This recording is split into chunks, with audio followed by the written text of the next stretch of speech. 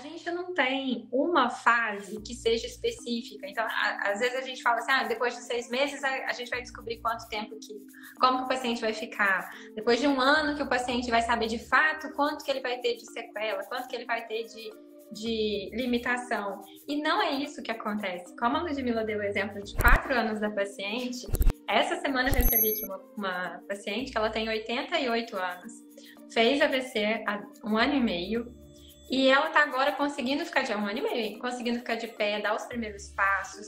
Então, ela tinha uma reserva neuronal muito boa. Isso também depende, porque apesar do AVC ser uma condição aguda, na imensa maioria das vezes, 80% das vezes, a gente vai ter ainda uma causa identificável que vai ser a hipertensão arterial sistêmica.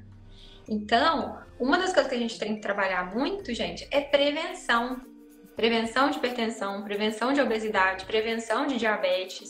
Essas são causas preveníveis de AVC. Quando a gente fala que a hipertensão é silenciosa, e às vezes o paciente se nega a tomar medicação para hipertensão porque ele não sente nada, ele não está sentindo nada no cotidiano, mas a parede dos vasos do corpo inteiro estão sofrendo com aquela circunstância. Quando a gente fala que tem que tomar cuidado com índices de colesterol, de glicemia, de triglicéridos, é porque esses compostos geram lesão na parede dos vasos e isso vai gerar um comprometimento em algum momento da vida. Então, o AVC ele é uma doença que, assim como demências, por exemplo, a gente tem que ter como palavra-chave prevenção e não ter um estigma de que aconteceu e que a sequela é algo permanente. Porque os neurônios, quanto mais estímulo você der, mais rápido esse estímulo voltar. E quanto mais repetitiva for aquela forma de estimular o cérebro, mais rápida aquela sinapse vai se refazer utilizando os neurônios daquela região vizinha. Então, isso é muito importante. Não é porque uma região foi comprometida que os outros não vão conseguir assumir aquela função. Isso a gente sabe que acontece quanto mais precoce for essa estimulação, melhor. O Marcos, que é até meu paciente, ele perguntou assim, mas por que isso não acontece?